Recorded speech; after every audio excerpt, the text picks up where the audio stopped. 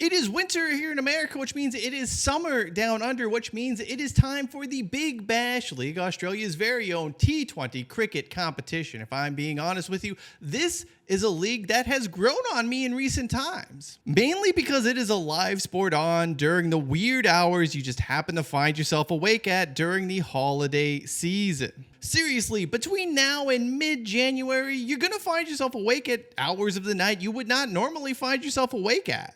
Whether you're wrapping presents, jet lag, trying to get away from your family, or simply want to stay up late because you don't have school or work commitments, or alternatively find yourself up really early without anything to do, chances are you're going to be looking for something to watch at a time you normally wouldn't be watching anything. And sure, Cheaters reruns on VH1, always a good choice. Not ashamed to admit, I watch them myself. However, if you want something different, if you want something sports related, may I suggest to you a little T20 cricket from Australia. Look, the excitement, the atmosphere, the passion of the Indian Premier League cannot be matched. It's cricket's best on best. It is also super gimmicky at this point. Those running the IPL seem hell-bent on manufacturing drama and excitement and will implement rules or game procedures or whatever the hell they need to make that happen. And it kind of makes things feel a little fake if I'm being totally honest. I don't know about you, but I like my sports leagues like I like my Chris Candido in ECW. Anything can happen because I'm Chris Candido. There's no gimmicks needed. Now, the BBL does have a gimmick or two up its sleeve, and we'll get to that in a bit. However, the thing I have come to enjoy about the BBL is that you could just sit down and watch it and get it without needing to know what cricket is all about. It is a very enjoyable watch and one that doesn't take a long time to understand what's happening. With that in mind, let's start with the two most important questions. When are BBL games on and where can you watch them stateside? Let's start with the latter. Willow shows most Big Bash League games live in America. Look, I'm not even going to pretend as if I know which cable and satellite providers carry Willow, but it's not a lot.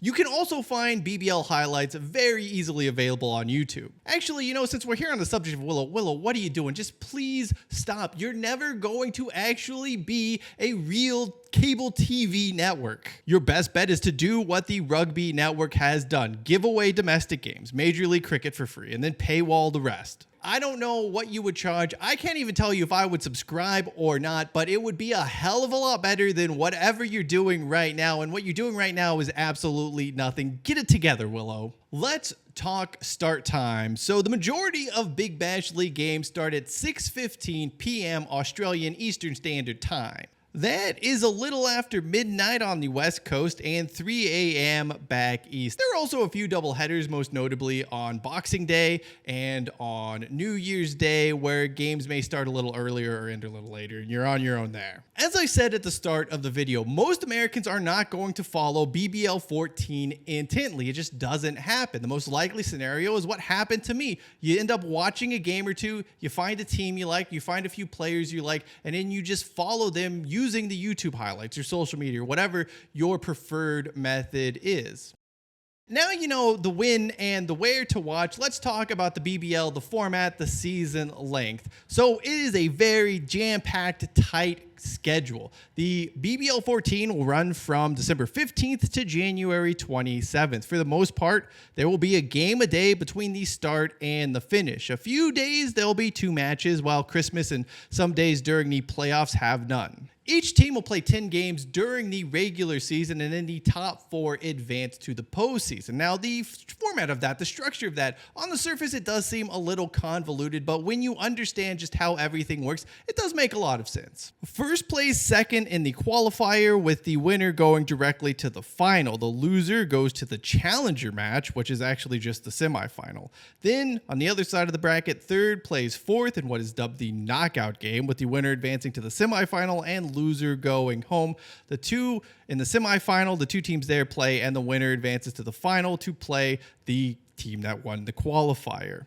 It is a nice, tight package that shows you don't need 9 months and 162 games to determine your league's champion, especially when you're going to gerrymander the playoffs to such an extent where it doesn't even matter what really happened in the regular season. What sports league could I possibly be talking about here? Who knows?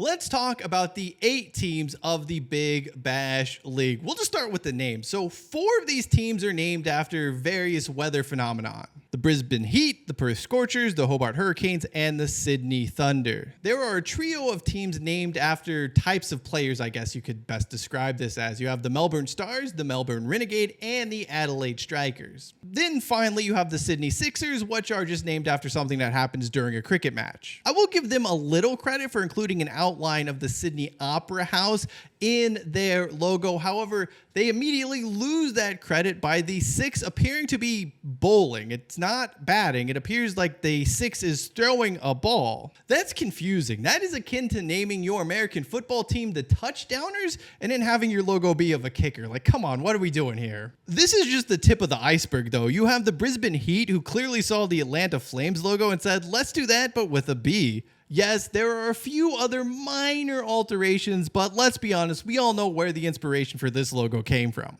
The other team in Sydney is named the Thunder, but use a lightning bolt for their logo. So this is something the Orlando Thunder of the old World League of American Football also did, but they included some clouds around their lightning bolt that made a T, so at least there was the essence of thunder there. This has nothing to do with thunder. This is lightning. Meanwhile, the Melbourne Renegades are just an amalgamation of various other R logos used by professional sports teams. It's as if they combine the Washington football team circle R logo, the slant of the Ottawa Redblacks R logo, and the trail of the Houston Rockets R to make their own. Bad, but not the worst. This brings us to the Adelaide Strikers. This thing, I can't believe this is actually something that exists. So you're probably looking at this and thinking to yourself, this is slightly familiar. That's because this is the Stride Gum word mark, but with a few very slight alterations here. There's some more cursive involved. They did something with the T and the I to make it look like a ball flying. But it's Stride Gum. Like, this is the Stride Gum word mark. Adelaide Strikers, your logo should not bear such a close resemblance to the Stride Gum word mark. I mean, there have got to be hundreds, if not thousands, of better things you could do with the term striker for your logo. Before I highlight a few of the players to watch in this year's BBL Unknown, players will filter in and out of the various teams as if it were a hotel lobby. The Australian players, of course, have matches. Most notably, there is the Test series going on with India. It's a pretty bad look because you have some of Australia's most prominent names in cricket dipping out at inopportune moments. Most notably, the postseason last year, all of the Australian players weren't partaking in the semifinals or finals because they had matches with the national team. There are also like 5 other T20 cricket leagues going on alongside the Big Bash League. And you just get players who will hop in to one league for a week or two and then go somewhere else. And they just sort of jump from league to league to league, which means you can't really follow one player in one league. They're going to be there for a handful of games and then they're off to the next one. For those who are members of teams, for ticket holders, I can see why this can be an upsetting trend and probably something that needs to be corrected. I don't know how or why, but it seems less than ideal to allow this to happen. Anyway, those who have checked out Major League Cricket are going to see a lot of familiar names in the BBL. Glenn Maxwell, Jake Fraser McGurk, there are quite a few if we're being honest. However, there are a few players that I want to highlight in particular that I have just come to enjoy watching during BBL play. First is Paul Walter, the Brisbane Heat. Dude just flips switches, hits sixes, and takes wickets. It's a sight to behold. At 6'7", nothing he does is orthodox or particularly agile, but he is just an absolute blast to watch. Unpredictable, extremely talented.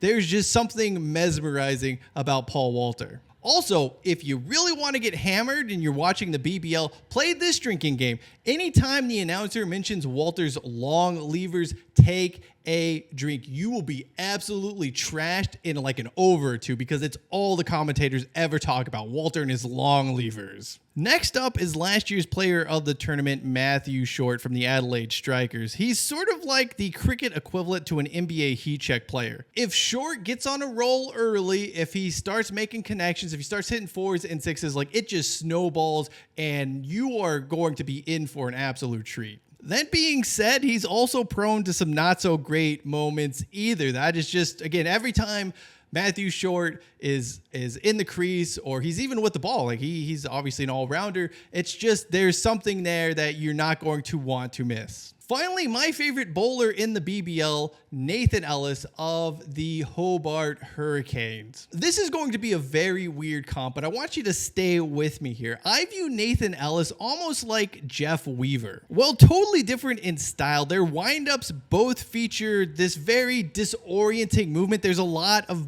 action happening. When they throw the ball, they get a lot of shape on their pitches, a lot of movement. Ellis also loves himself a heave at the stumps. I wouldn't even call this a Yorker. He will just throw almost a baseball pitch to try and get a wicket every once in a while. Anyway, that's just a few of the players I like to watch in the BBL. I think when you watch the BBL for yourself, you'll find players that for whatever reason you gravitate towards. Let's continue on with some of the quirks of the BBL. First, are balls hit into the stand. Unlike baseball, fans do not get to keep a ball when it is hit into the stands. Yet, you will still see so many fans at BBL games go balls to the wall to make a catch. They put in way too much effort for something that yields almost zero reward apart from maybe a shout out on Mark Howard on comms. And that's only if they catch it. If they botch it, well, then it's just going to be a plethora of embarrassment heading their way. The second quirk I find extremely odd. So KFC, big time sponsor of the BBL, has been a title sponsor of the Big Bash League. And before every home game, they hand out empty buckets, team colored of course, but just empty chicken buckets to fans. And people put them on their heads like KFC bucket head during BBL games. It's this thing you always see. There was a promotion apparently at one time that made sense for people to wear the bucket on their heads, but that doesn't appear to be the case anymore. And now fans just want to put KFC buckets on their head. What are you doing here, people? Finally, there seems to be an Australian law that mandates Sweet Caroline be played at every single Big Bash League game there is. Look, that song is overplayed at US sporting events, but in Australia, during cricket matches, it's just taken to an entirely new level. So who should you root for during BBL 14? Well, if you're a glory hunter, you're going to want to hitch your wagon to the Scorchers or the Sixers.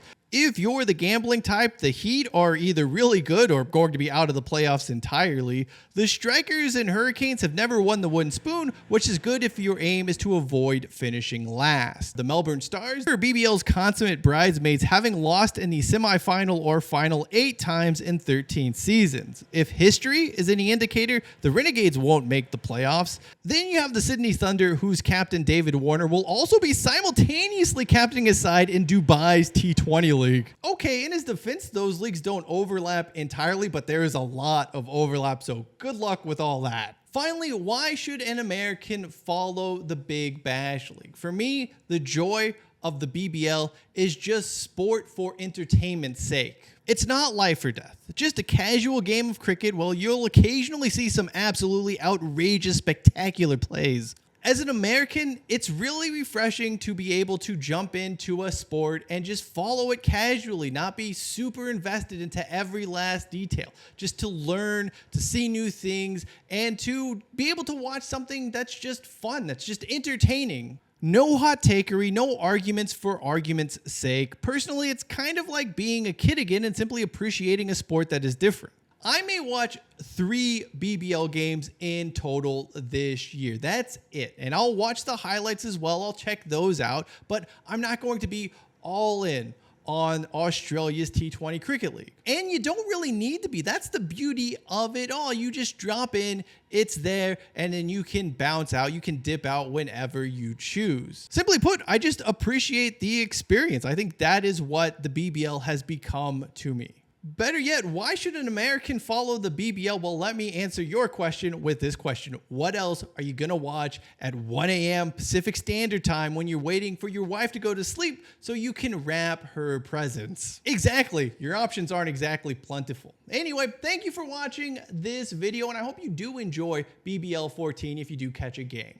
If you would like to know more about the NFL's plans to play at Melbourne Cricket Ground, we'll check out the video in the upper right-hand corner of your screen. And until next time, I am Cheyenne Hollis. This is The Touchback, and as always, hashtag take it out to the 25.